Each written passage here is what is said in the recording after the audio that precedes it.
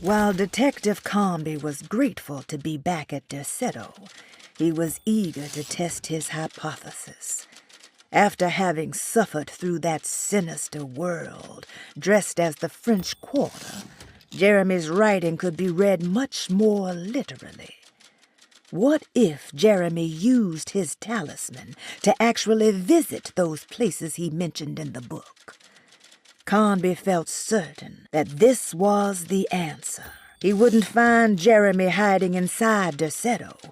He would be in one of those other worlds. And to follow in his steps, Carnby would have to investigate the old clock and the boiler and find out what part they played. This talisman brought me back from the French Quarter in the blink of an eye. If Jeremy can travel so easily, then he could be hiding anywhere, even Tarawea. If he can do it, so can I.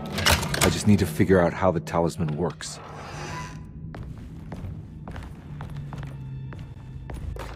Paul, you're right about the plates on the boiler and the clock. They have been sabotaged, and I think I know who did it. They have something to do with Jeremy's episodes and how he seems to disappear at night. Right now, it's important that you keep an eye out for any of the pieces. I want to find out if I can repair the plates. Let me know if you find any of them. Lottie. Tell Lottie to take a look at the well in the kitchen garden. Saw your notice in the boiler room. You should know Mr. Chance won't be coming back. I got no business being in there myself, but you can take a valve from the wine cellar if you want to try to stop the steam pouring out. Be careful. Dr. Elmore Lee Gray is Derceto's chief doctor. Accounting and all administrative work is handled by me, Paul Waits. Magdalena Thompson, or Mags, is responsible for the household. Jean-Baptiste and Charlotte Tabois are responsible for keeping the guests' medical regimens in check. Finally, Jack Chance is our gardener, who can occasionally be seen in the conservatory, but is for the most part busy outside. There are currently 6 guests at Derceto. Malcolm McCarthy and Ruth Tallant reside on the first floor. Jeremy Hartwood, Elisabetta Perosi, Grace Saunders, and of course Cassandra Beauregard live on the second floor.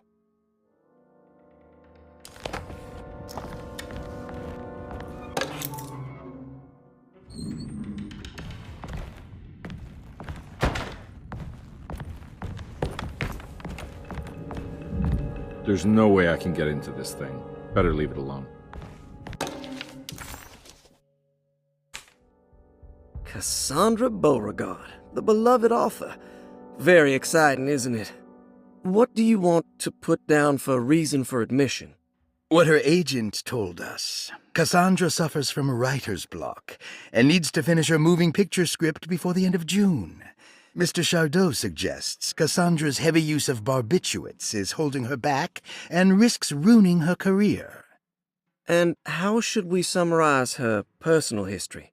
Let's keep it short.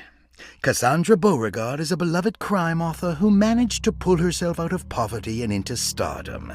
5 years ago, she tried killing herself by jumping off a balcony.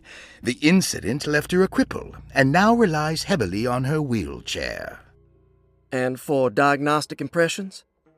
Cassandra suffers chronic back pain following her suicide attempt. She self-administers morphine to keep herself ambulant, but has become addicted and the desired effect is now lost. The drug abuse clouds her mind, and she is unable to focus on real life. To save herself from this insight, she instead makes up stories to fill out the gaps in her own thought process, resembling the Korsakoff syndrome. Oh, bravo, Doctor. How will you treat her? First of all, she needs to be weaned from her drug addiction, and hopefully it will resolve her compulsive lying. Then look into permanently numbing her pain in her back through surgery. Finally, deal with her suicidal thoughts. Fantastic. With such a short time before June, I really hope she gets better soon. We will do what we can. Looks like all the patients are accounted for, except for Jeremy.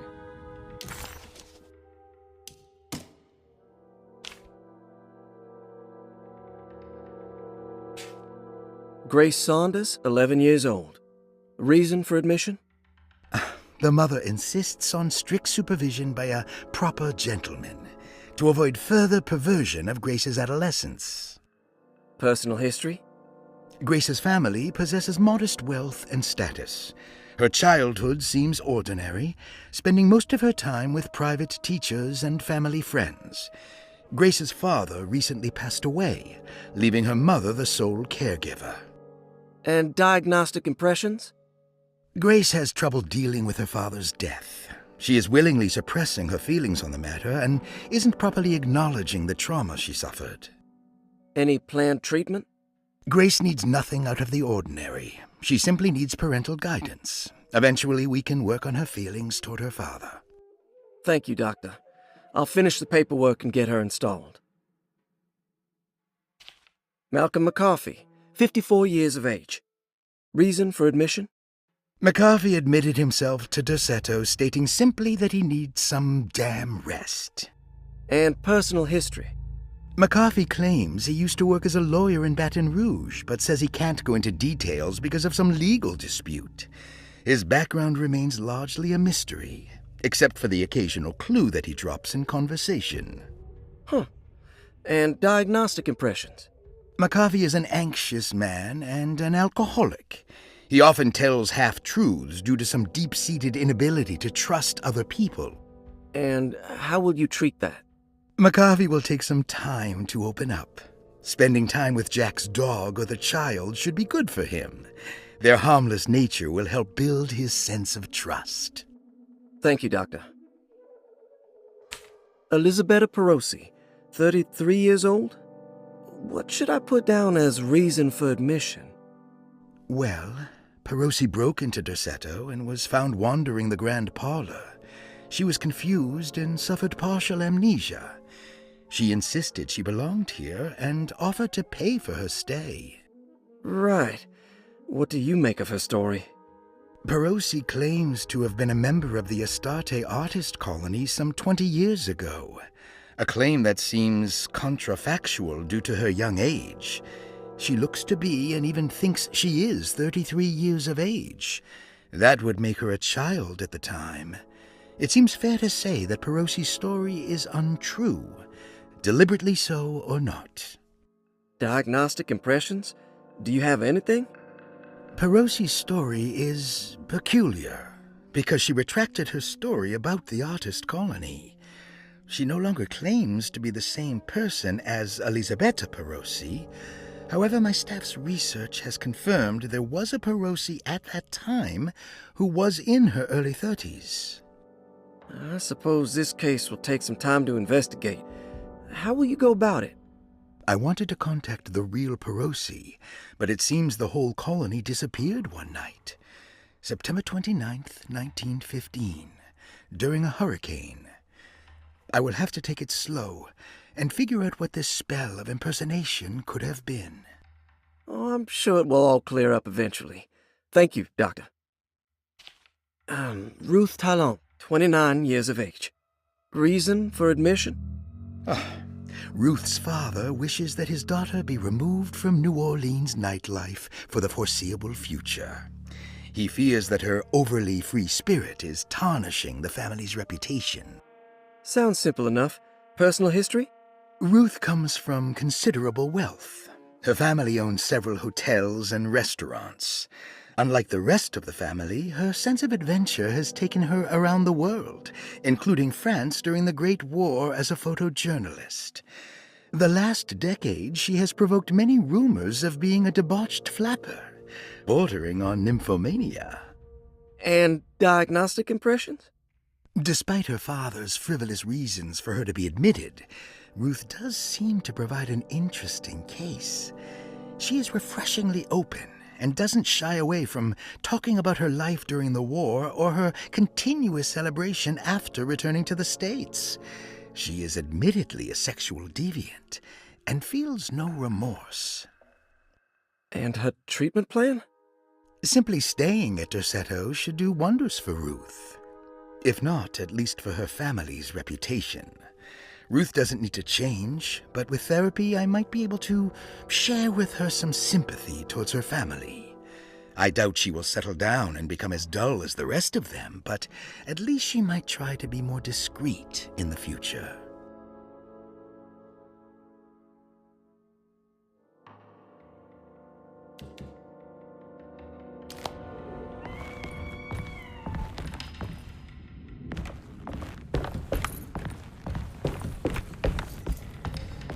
I need the key.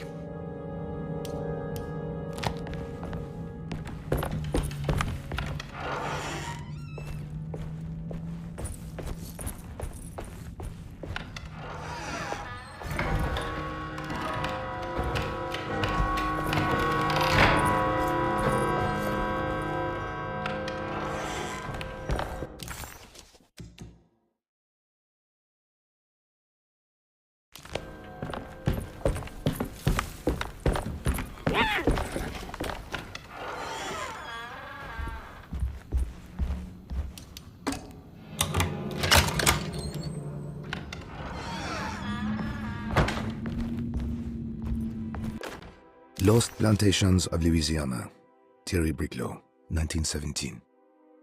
Derceto was a small plantation on the eastern shore of Lake Pontchartrain. The land was considered difficult for industry and was sold for only $30 to Elijah Pickford in 1818. Pickford employed hundreds of workers from nearby New Orleans to clear the woods and build a small plantation mansion facing the lake with a striking Greek Revival temple facade. Derceto kept a modest production of Barrique tobacco and indigo that persisted up till the Civil War. During the antebellum era, Derceto was the source of many rumors concerning voodoo and witchcraft. People who traveled the lake reported seeing people dance at night in front of bonfires, bleating and wailing. On June 17, 1862, Captain J.W. Norton of the Union Army recounts leading a raiding party from ships anchored in Lake Pontchartrain in order to seize control of Derceto and free the slaves working there. The captain was surprised to find the workers fighting back with unprecedented zeal. Norton's account describes these men and women as enraged with fanaticism.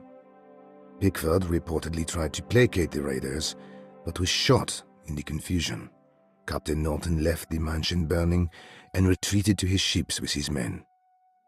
Derceto was left in ruins for several decades. The ownership of the land was long disputed and returned to the Ledoux family in 1901. Several police reports were filed during the following years as the Ledoux tried to get rid of a camp of squatters on their land. The police made several visits to remove the trespassers, but the people kept returning.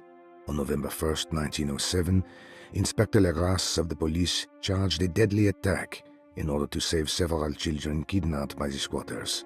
Many were killed, and even more were jailed. The following year, Ledoux rebuilt Derceto, incorporating the surviving stone foundation and adding a magnificent wrought iron conservatory. The farmland had been reclaimed by the surrounding woods, so it was no longer profitable to use as a plantation. Instead, the house was turned into an artist's colony. The Astarte Artist Colony was a successful group of artists, including figures such as painter Heinrich Cassel and poet Nora Keith. The group was also known for their beloved Mardi Gras crew called the Pirates of Pontchartrain. On September 29, 1915, a tropical hurricane tore through Louisiana, causing Lake Pontchartrain to flood New Orleans. Due to the remote location of Derceto, it took almost 2 weeks for outsiders to learn that the artist's colony was abandoned. The 12 residing artists had all vanished without a trace. The empty mansion of Derceto still stands on the shore of Lake Pontchartrain, with much of its temple facade intact. The Ledoux family currently has no intention of repairing the house.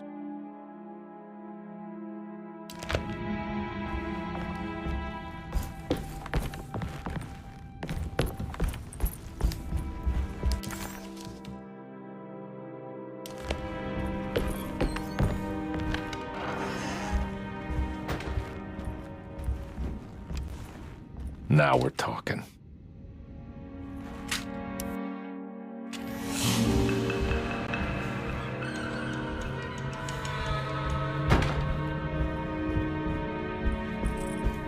It's wedged shut.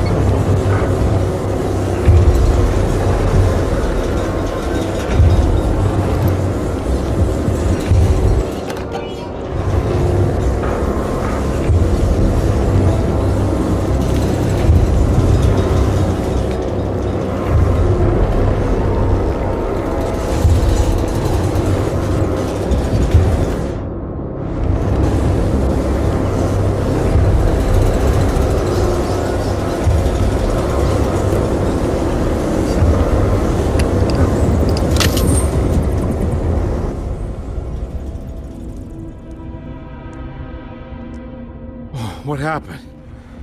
Everything's normal again? Hey.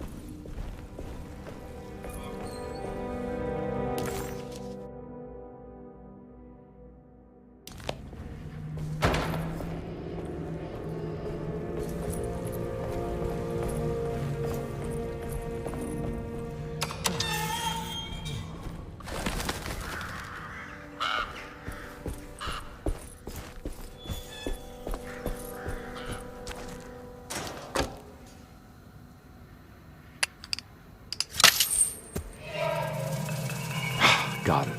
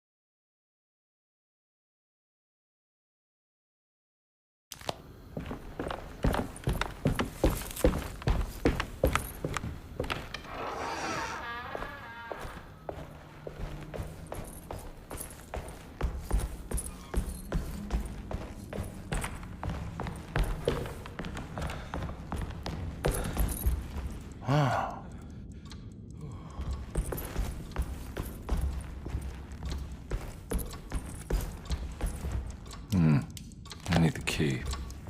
It's stained. Looks like some kind of... This must be the clock that Jeremy wrote about in the commonplace book. Looks like the plate that held the talisman in the seance room. But it's broken and missing some pieces. If it wasn't for the collection of peculiar statues, the old astronomical clock would draw every eye in the room. To Carnby, it wasn't the intricate clockwork that stood out, but the odd-looking plate on the inside.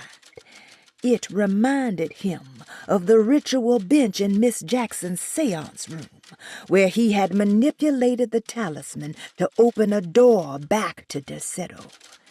He wanted to try to replicate the procedure, but found that the inner part of the plate was broken. He would have to find the missing pieces and put the plate back together.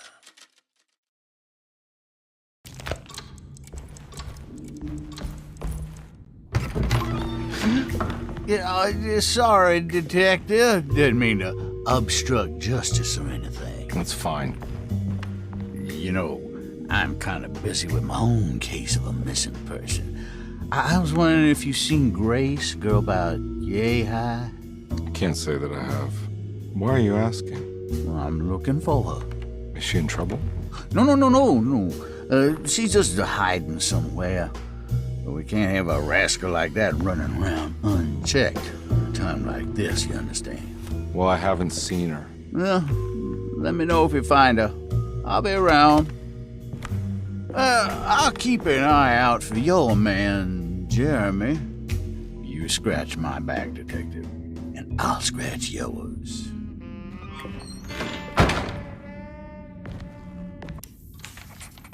McCarthy reminded Detective Carnby of an old barfly he used to know. He detested him. There was no getting around it. McCarthy was going to have a hard time getting on his good side.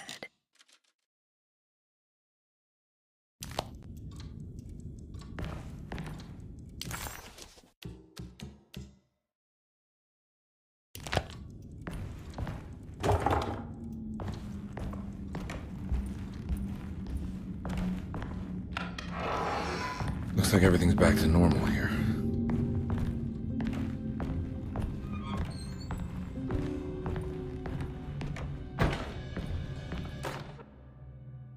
Emily's here.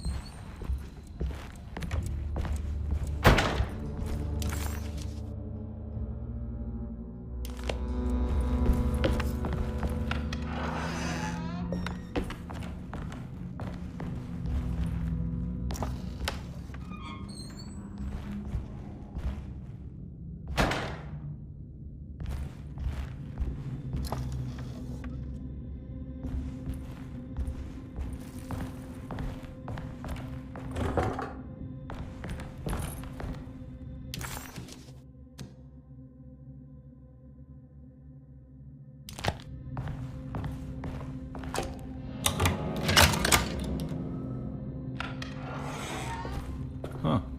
How eccentric. I did it! I crossed the thresholds to my intended destination without a focusing device. My talisman now knows these roads, and I have no need for the plates. I can find my way to Lafayette as easy as I find my own room. I visited the grave of my father and seen the oven waiting for me.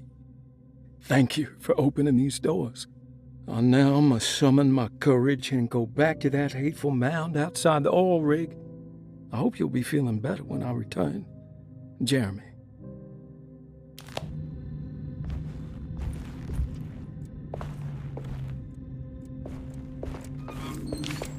Astarte Artist Colony.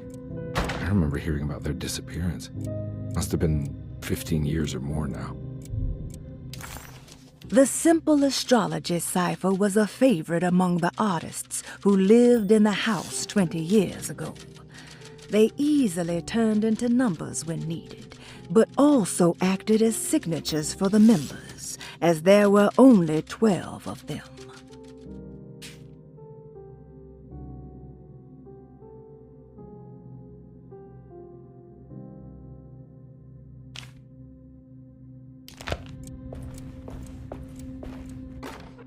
Will I need to remember how to get them out again?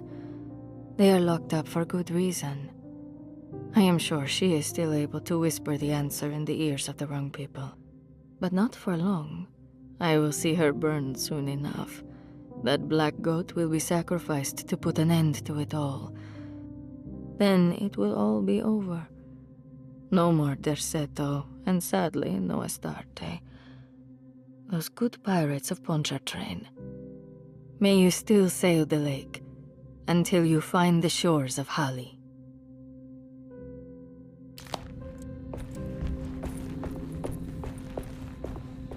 What are these symbols? Looks like alchemy, or star constellations.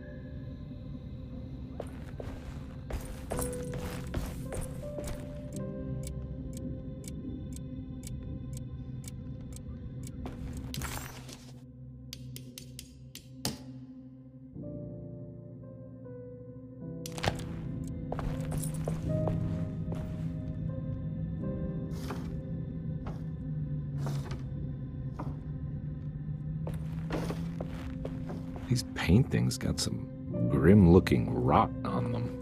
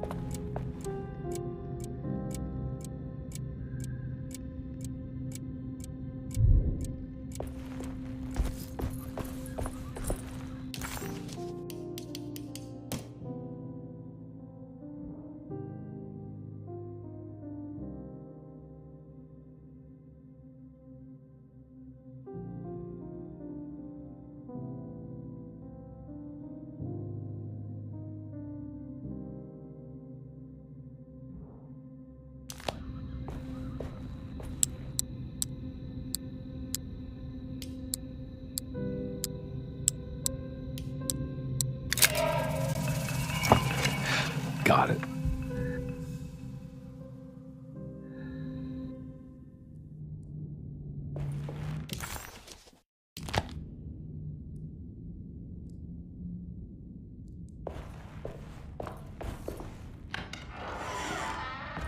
Huh?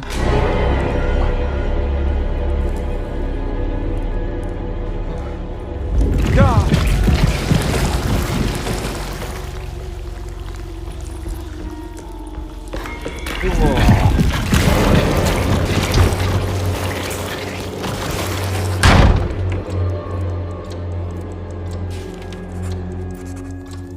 Detective Carnby had a hard time understanding what had happened. It did feel similar to when he was pulled into the French Quarter, but with less power and purpose. Did he cause this, or was it something else?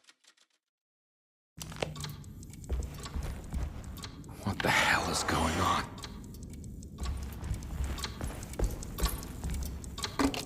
I think I've seen this somewhere.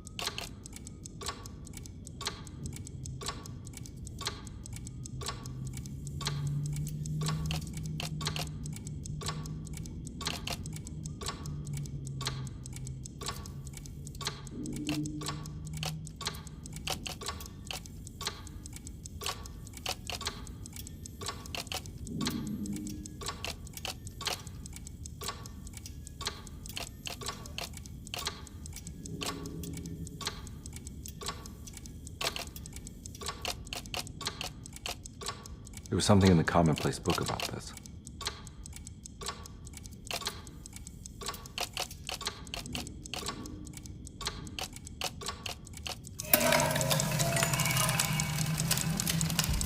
I think the clock broke. Or maybe it just stopped at a very precise place.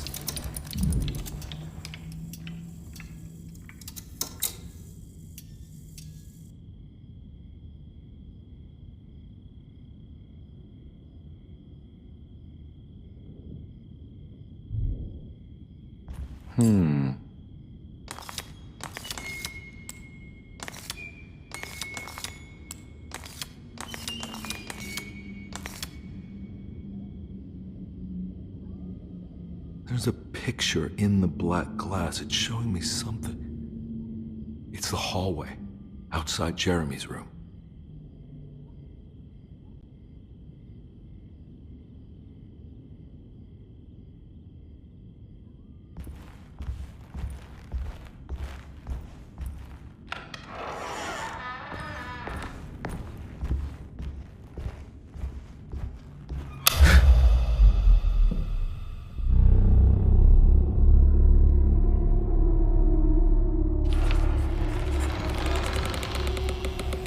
As his pride faded, Detective Carnby was left with a feeling of unease.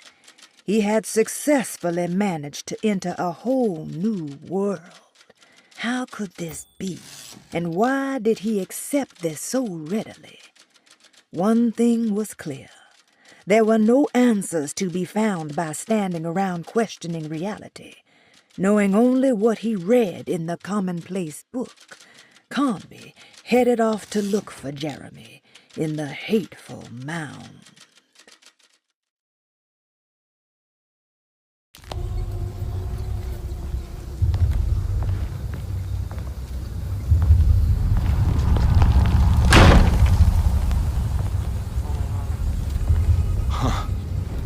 I made it. I entered another one of Jeremy's memories. Ugh.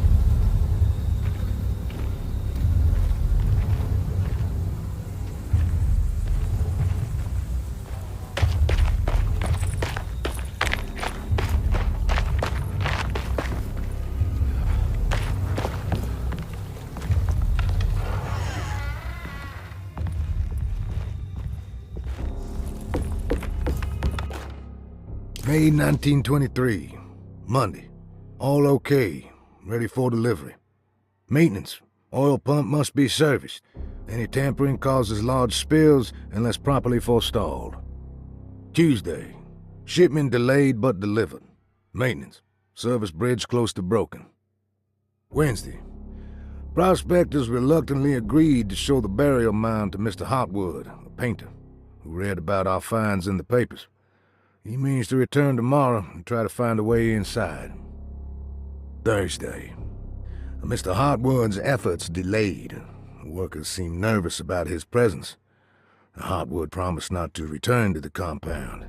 Instead, he has taken up an offer by L'Officier, the riverboat captain, who means to pilot him to the site tomorrow morning. Hopefully that's the end, and work can resume. Maintenance. Bridge from the oil tower to the bayou has collapsed. Sabotage suspected. This is the devil that guides us now. Huh. I need the key.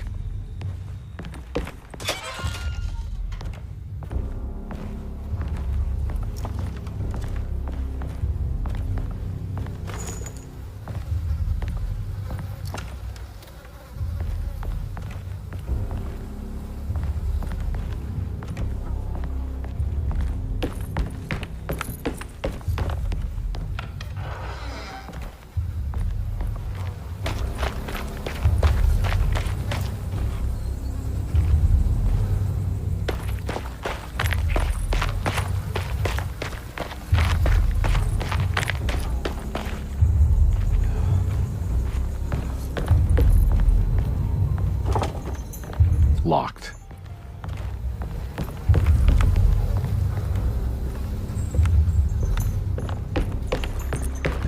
There's something missing.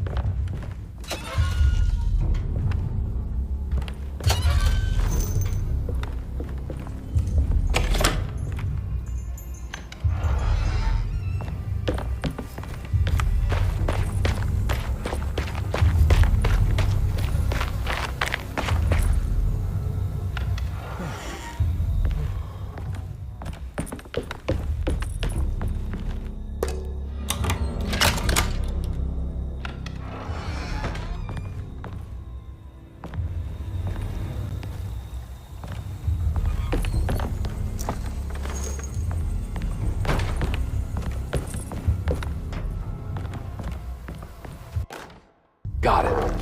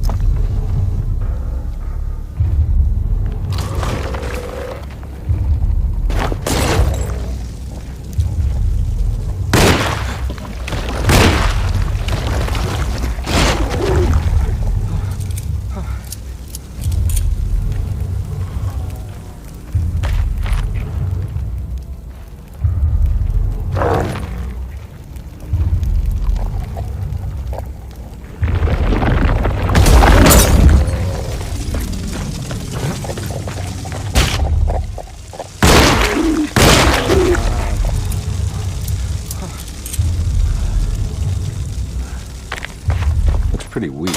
I just need something to break it.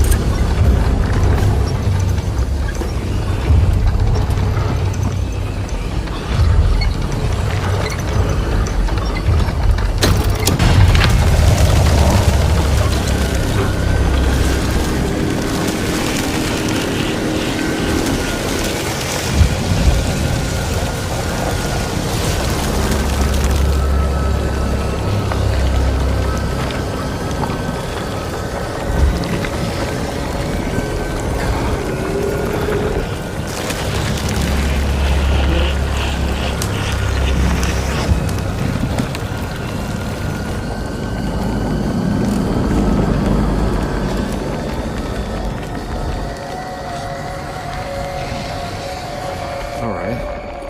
Now what?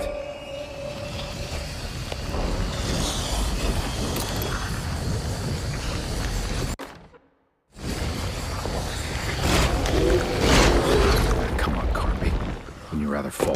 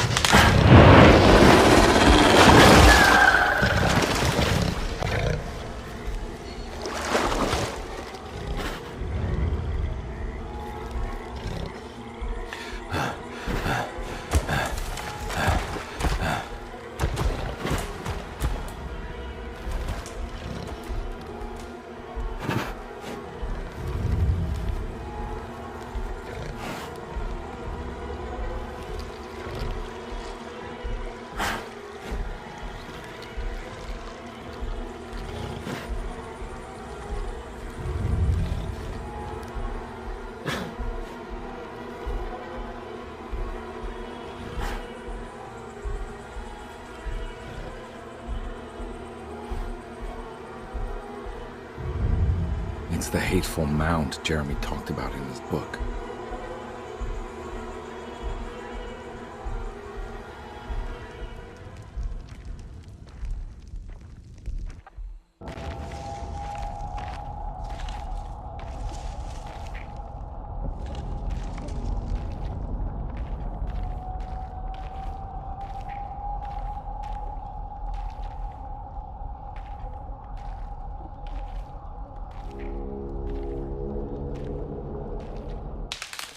Don't come any closer.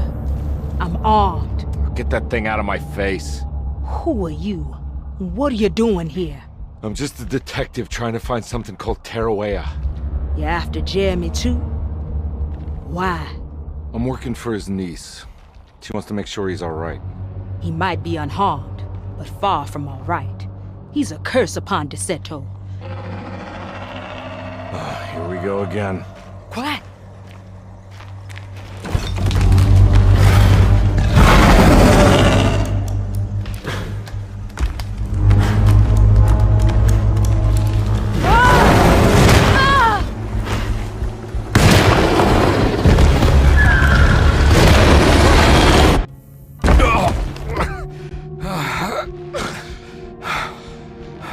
Oh, Christ in heaven.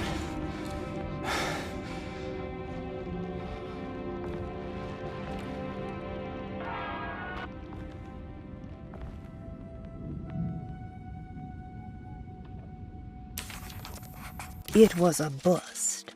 The oil rig and the hateful mound led him nowhere closer to finding Jeremy.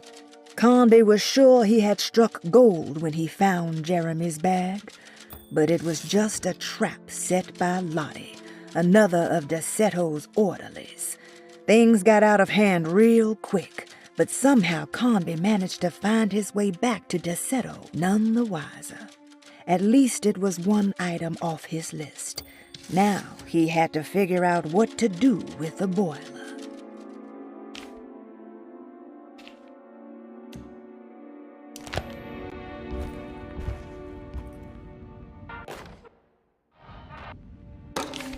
Reflections on the Power of the Verb in Certain Texts by Juan Luis Jorge. To act is in itself divine. Even the slightest movement of our hand is evidence of our soul in motion. Yet our free will is so easily overwhelmed by the dullness of everyday life. Our actions become rote and rigid in spite of luxury and comfort. True divinity is found in the choice of leaving the stage where we all perform. People who discover this freedom unexpectedly will be struck by the terror of this revelation and become paralyzed, or worse, turn to suicide. However, if you are able to weather that storm, you will discover that there is a divine path beyond that fear. There is a chance to dismount your destiny and make something new. Something that hasn't been planned for or predestined. There is difficulty in explaining this type of acting as it transcends our everyday choices. This isn't some banal decision choosing one career over the other, or even who I should marry. Leaving the stage, no matter how, isn't a matter of course correction. It's a rejection of the story that the Creator is telling.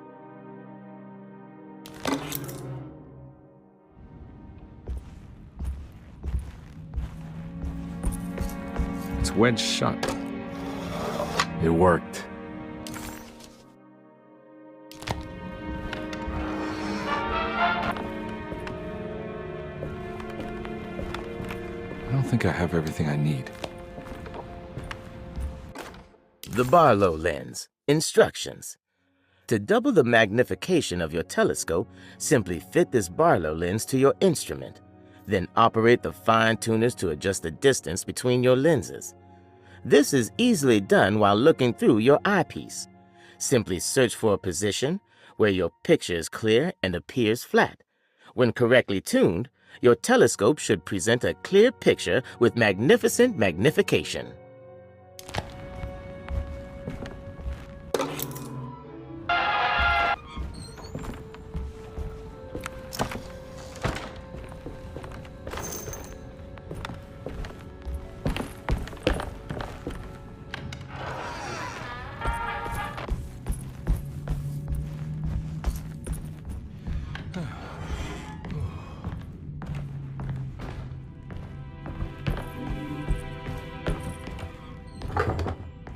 Huh?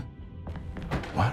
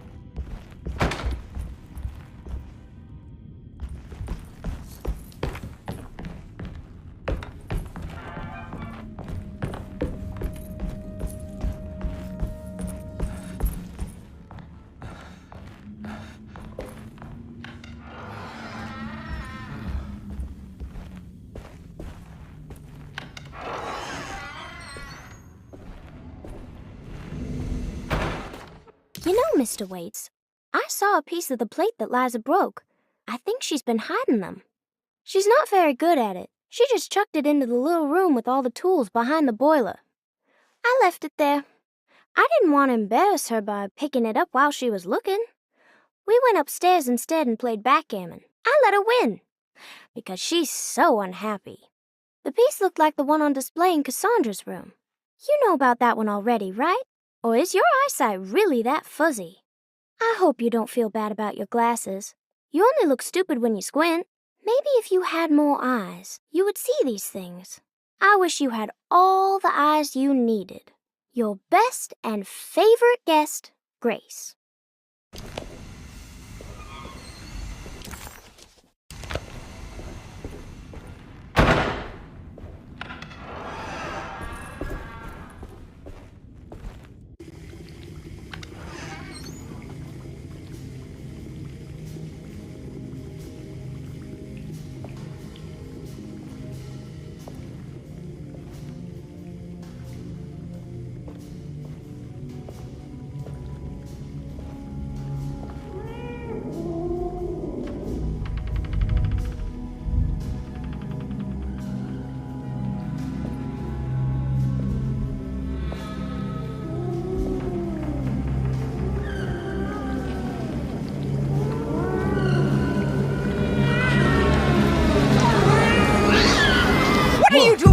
kitchen. I assure you. I'm sorry. I promise you. Mr. Hartwood is nowhere near my kitchen, and neither should you be. Don't make me kick you out of this house. Sorry. Now get out! Yeah.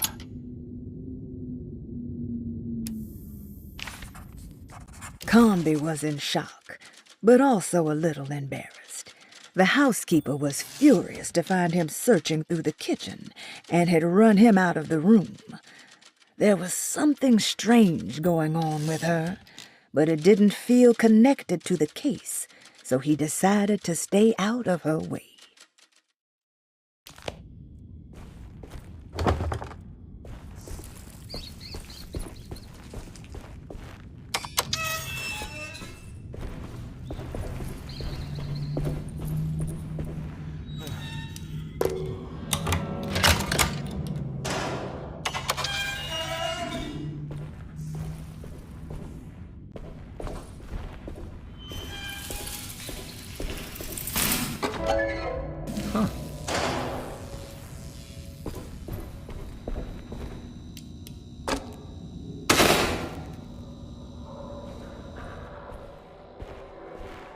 It worked.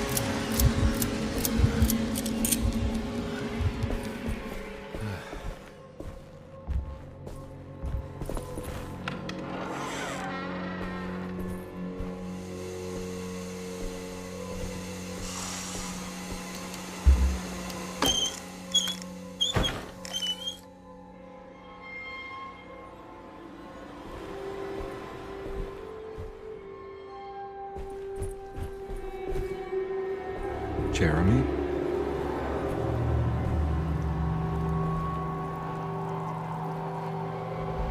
What the hell is going on here?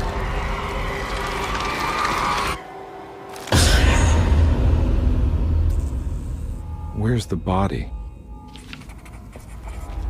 Carnby didn't know what to make of the grotesque vision of the dead clerk. Was he dead, or was it all fiction?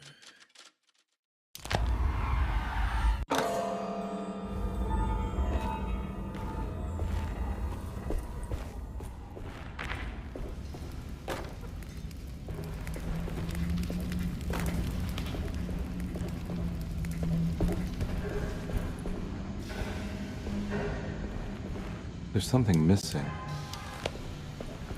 It's another plate for the talisman. Like the other one, it's broken and missing some pieces.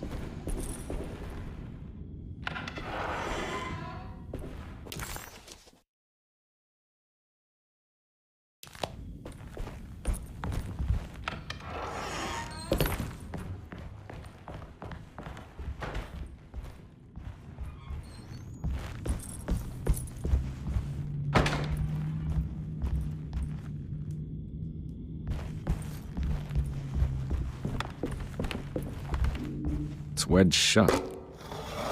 It worked.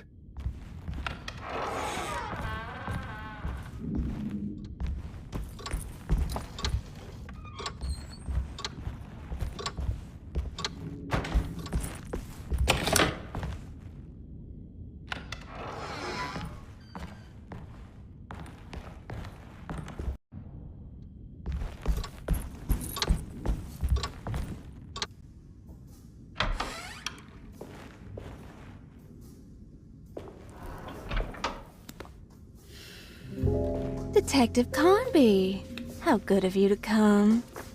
Let me pour you a drink. What happened here? This place looks like it was hit by a bomb. Welcome to the madhouse, Detective. Thanks. Did the ceiling just collapse? I heard it was something in the attic, something that was supposed to happen but didn't. How that could have such consequences is beyond me. The truth is, I don't know why the room looks like this. But I bet your friend Jeremy does. You know where I could find him? Oh, somewhere in his past, I suppose. He keeps going on about that mysterious dark man. I think he is hiding from him. Or maybe he's with him. I can't really keep up. I don't worry much. Take a look around this room. You may think it looks spectacularly devastated, but I just think it's finally found its stride. It fits perfectly with the state of this place and its loonies. The same goes for the nonsense with Jeremy. In my eyes, we've finally managed to match the wild ride inside all of us.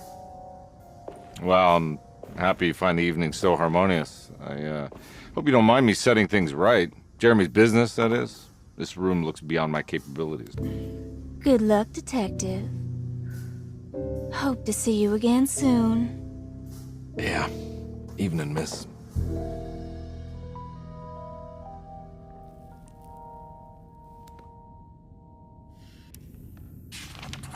Ruth seemed like a handful.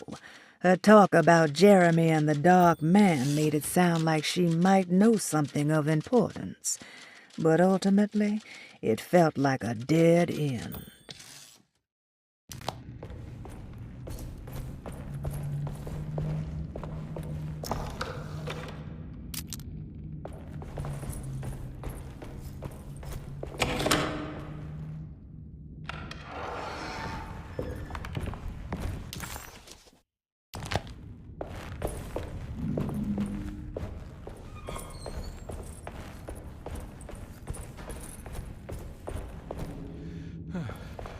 Can I get some more of that whiskey?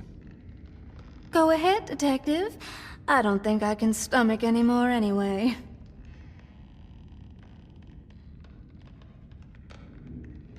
Am I bothering you?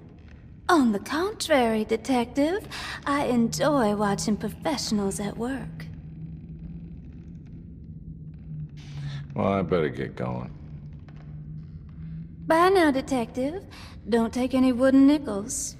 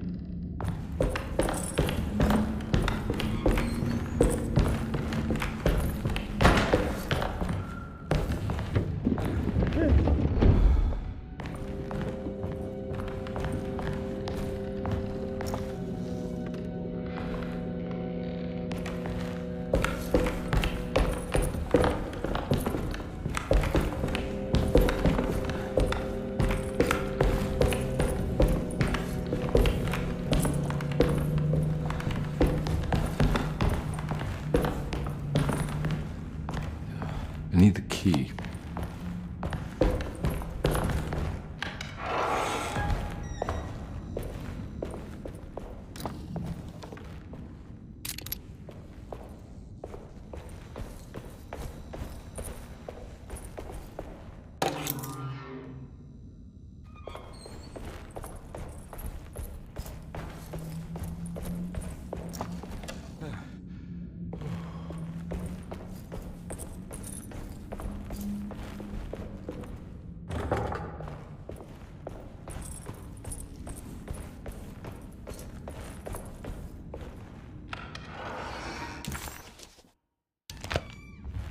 Ugh. There's more of that aggressive rot. On the commonplace of evil, there lies virtue and stark irreverence. careless thoughts of luminous indifference.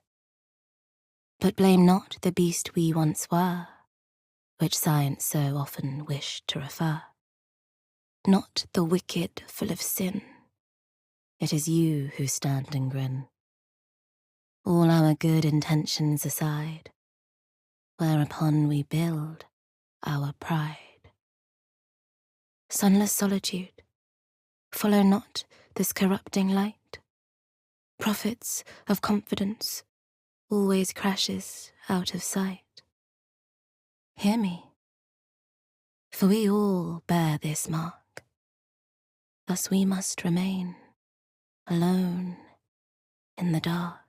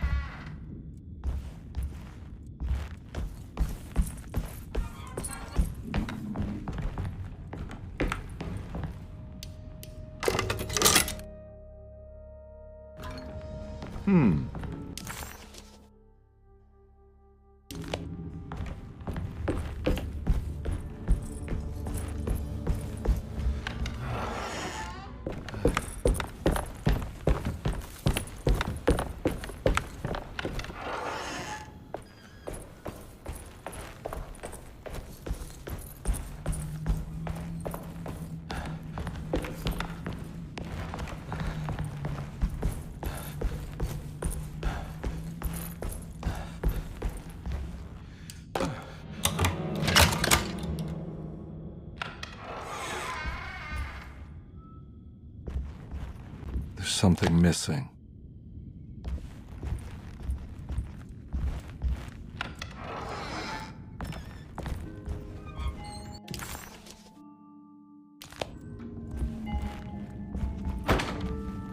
This must be that kid's room. Why does she seem so familiar?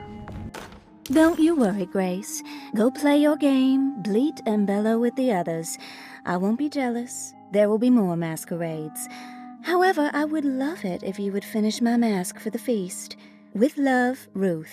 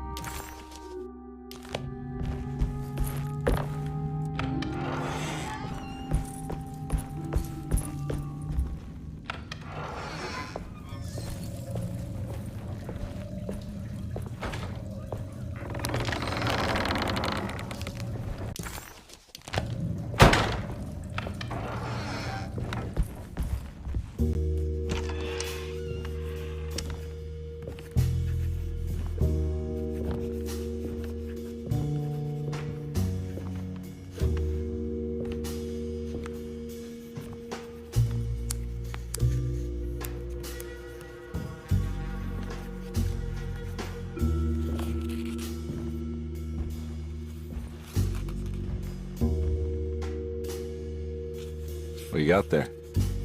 You drawing something? Nothing special. I'm just bored. Do I know you from somewhere? I remember you, Mr. Carnby. From where? Don't touch that. Cassandra wouldn't like it. She wouldn't like it at all. Do you know where she is? I'd rather not talk about it. It makes me upset. Besides, she'll be back after the Feast of St. John. You think? Yup. It's all on the page, Mr. Carnby.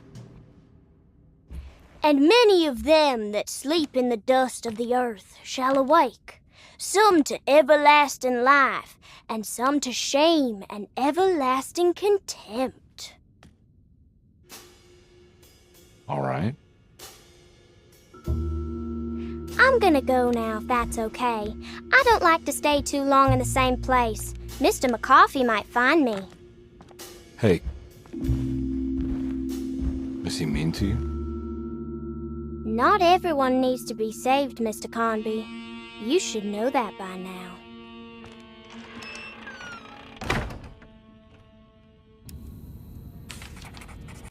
Why did that girl look so familiar? Detective Carnby just couldn't quite remember.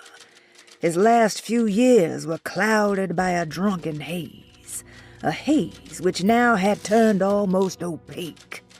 Considering their shared past, Grace had every right to feel slighted, but it wasn't in her nature. She was amused.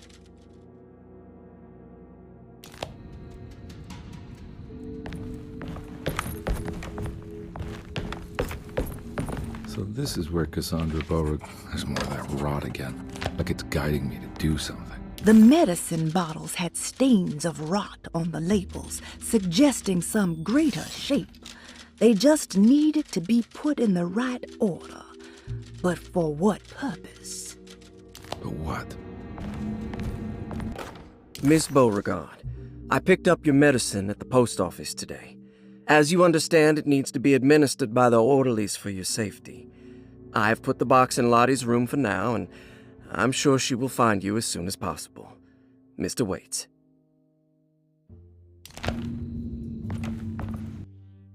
Huh.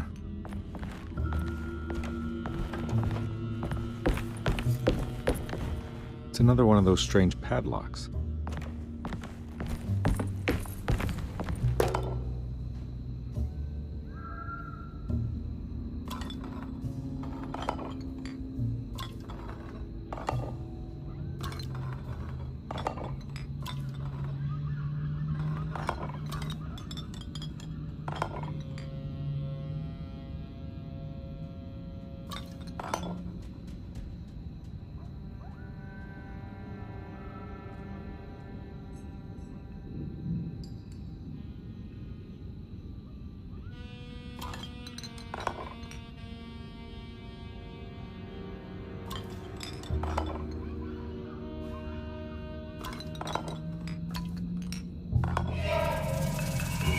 The rot made the shape of a snake.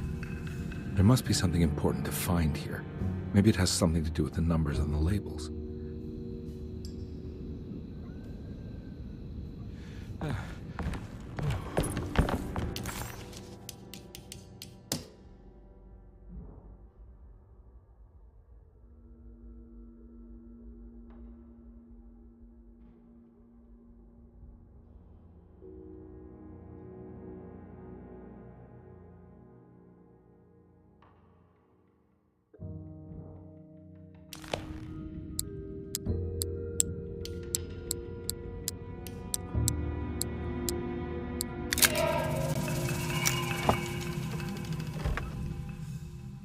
It's another piece of broken plate.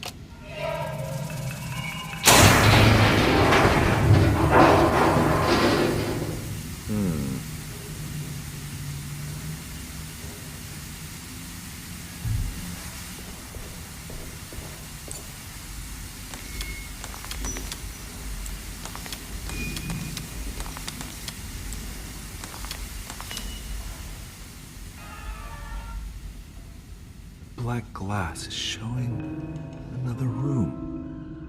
Must be a way to another one of Jeremy's memories.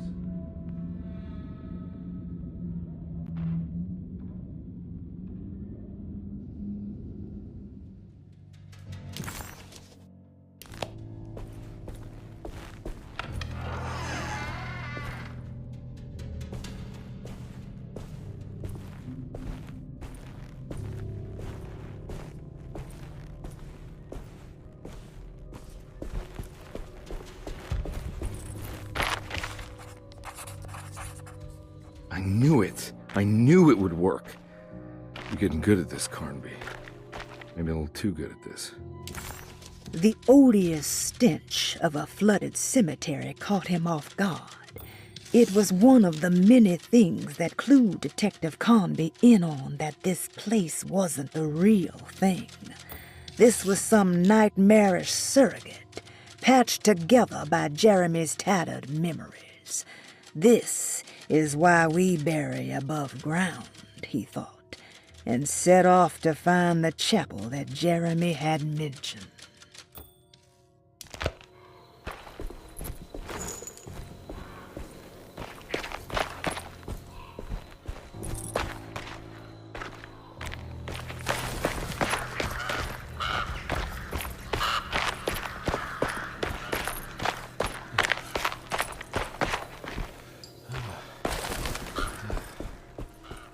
Hartwood's family crypt. Emily's family must have deeper roots in New Orleans than I thought. I figured she was a Yankee like me.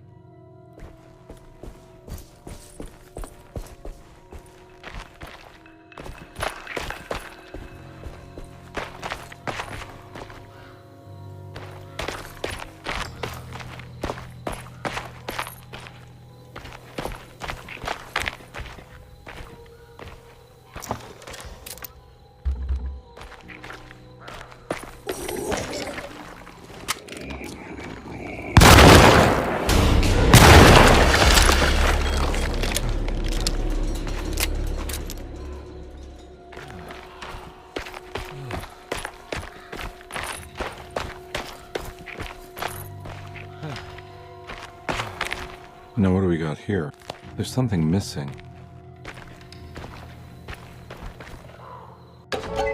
What's this?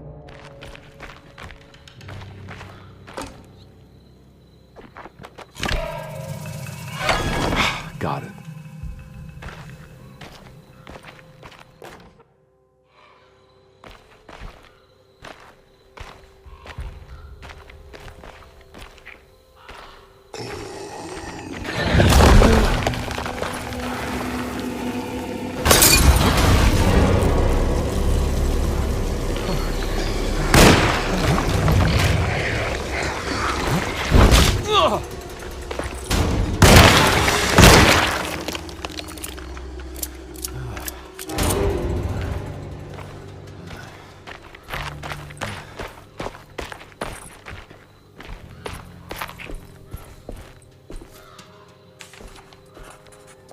It was the chapel Jeremy had mentioned in his book. With a bit of luck, soon Carnby would be able to catch up with the old man. He just needed to find a way inside the chapel. Jeremy sketched this chapel in his book, so it must be important. Looks like I'll need more medallions to open it, though.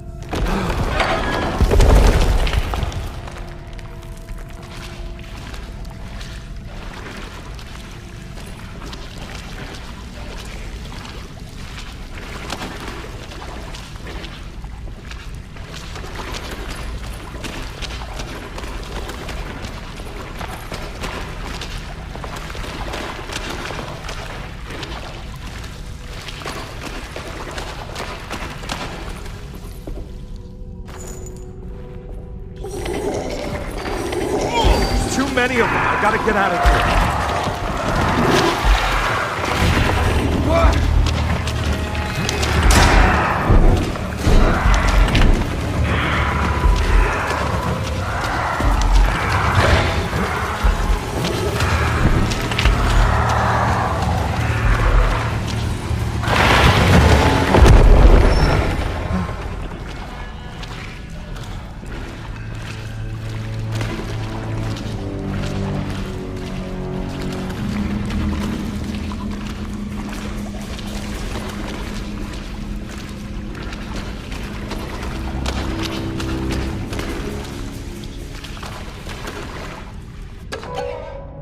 Now what do we got here?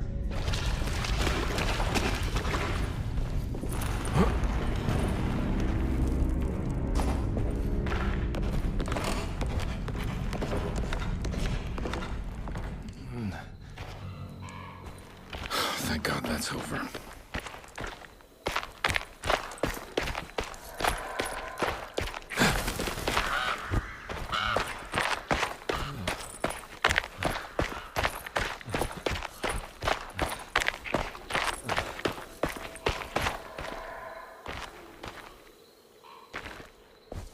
This doesn't look good.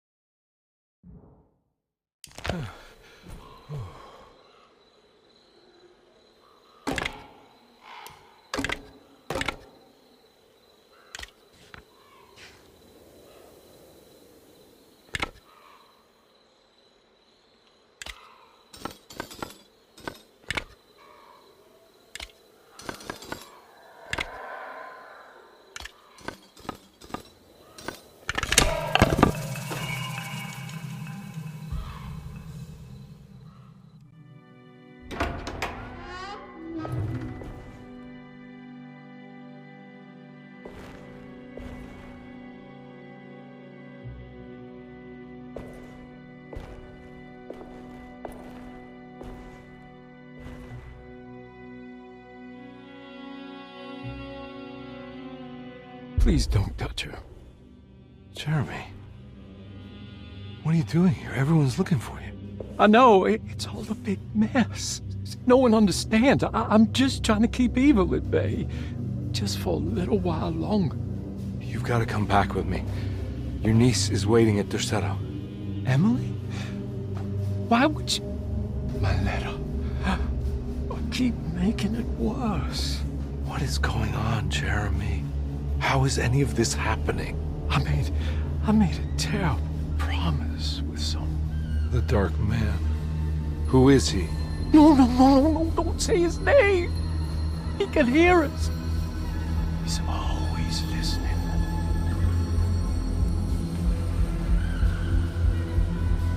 Jeremy, I need to understand what is going on. I promised him everything.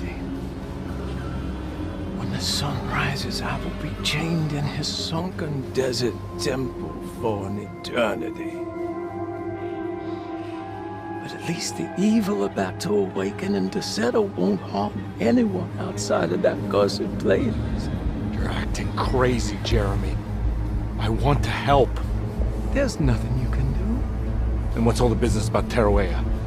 Why did you want to go there? I can't go there. I'm not allowed.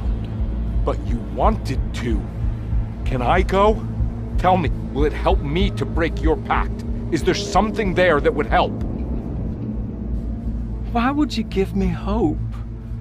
That's so cruel. Okay, sounds like we're onto something here. What should I— Look out! Behind you! Run! Don't let him take you!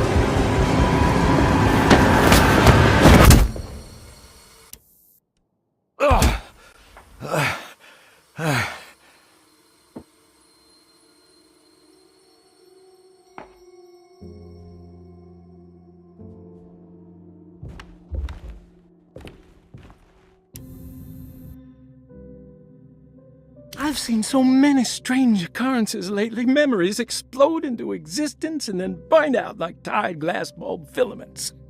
Dreamscapes crash down from the stars and sink into the sea. Doors that lead to nowhere and absolutely everywhere at once. With all this reverie, I want to think there's a chance that you found a way to remain alive in some way I cannot fathom. Just like I've learned to navigate with my talisman, maybe you, with all your knowledge, you somehow knew a way to find me again, perhaps in Tarawaya. All my love, Jeremy.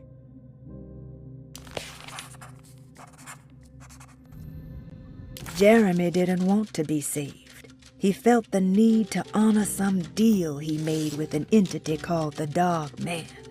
Carnby wanted to think it was ridiculous, but a brief encounter with that unbearable gloom had shaken him to his core. Carnby had seen a lot of bad things in his life, but he had never before been this terrified. After gathering his thoughts, Carnby figured he would need to chase after Jeremy in the only place left he could think of. He needed to go to Tarawaya.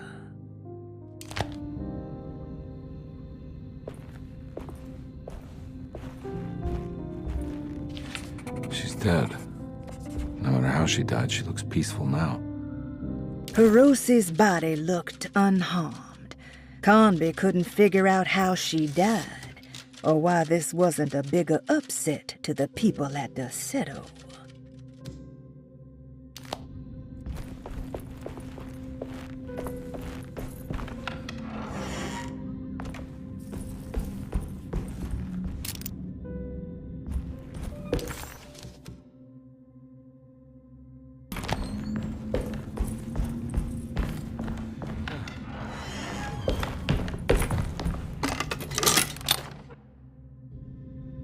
Telescope lens.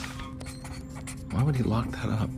Jeremy had found a way to enter Tarawaya, but he wasn't allowed to go. He knew deep down that it was impossible for him to cross that threshold. Instead, he hoped that Hirosi would go in his place and burn his library to the ground so he could start again. But she never got the chance. Hirosi had her own problems, her own demons, and she died suddenly one day without warning.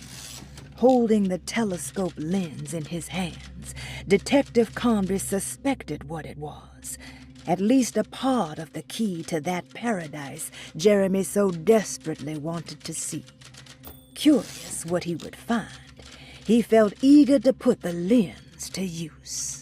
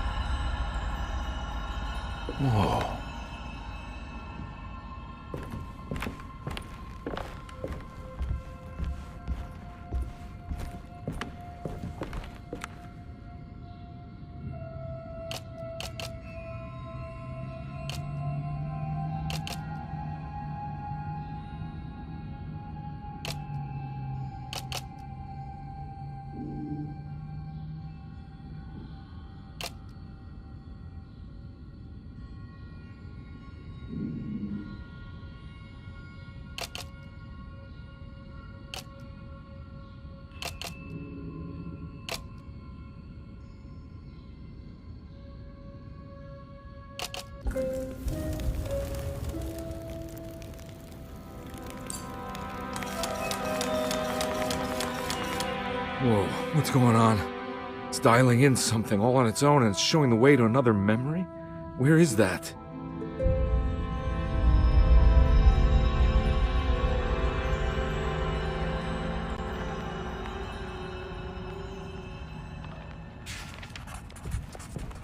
Another world seeping into Derceto. Was this a taste of that mysterious Terrawea?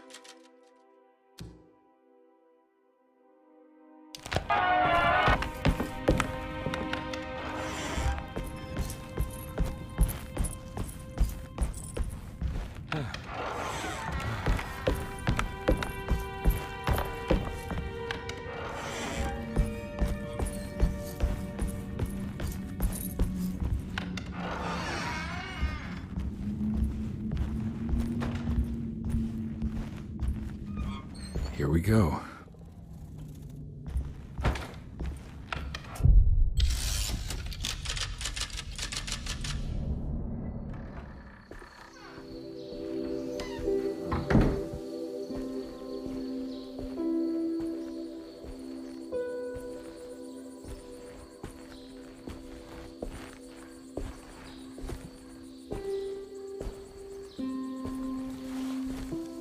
I'm glad to see you made it.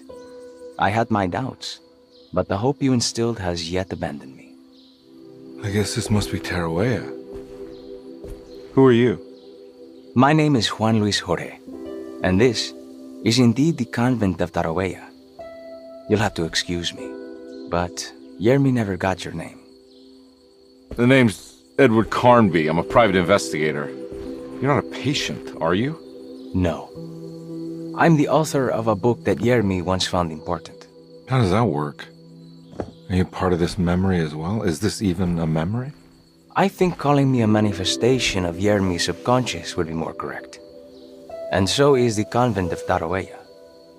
I'm a man Yermi has never met, and we are in a place that he has never been. Okay. So are you here to guide me or something? I have no more purpose than you do. I simply am. I will happily help you, of course, if I'm able.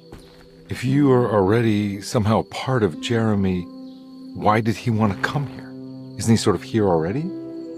Yermi wanted to come here because it's a representation of his mind at peace. When Dr. Gray asks him to find his focus during his sessions, this far-flung convent is what Yermi imagines. He is under the impression that if he could physically come here, he would reach a perfect equanimity, a spiritual apotheosis. You don't think it would work? Yermi subconsciously knows it's just wishful thinking. He can't come here. Despite the pathways opened by the dark man between Derceto and Yermi's psyche, it's simply not possible. But I'm here. Indeed. It's a shame it's just another place for you, Detective. Otherwise, you could have become a Buddha. Always a bridesmaid, never a blushing bride. Am I right? Yes, I suppose so. You'll have to chase enlightenment elsewhere. So what's the next best thing? What can I do here? You should seek out the convent library and try to find the truth about Yermi's relationship with the Dark Man. It's the sort of knowledge he represses and is unable to reflect on. Will it tell me how to break the pact? Perhaps. At least you'll have something to confront Yermi with. Wait, why can't you just tell me? I don't know such things. You'd be better off consulting the text of Dr. Freud if you want such answers. No thanks, I hate shrinks. There is another thing you should know about the library. He is here as well. The Dark Man has been working his way through the text for a long time. He's here? How am I supposed to get past him? Be careful, Detective. Oh, jeez, just perfect.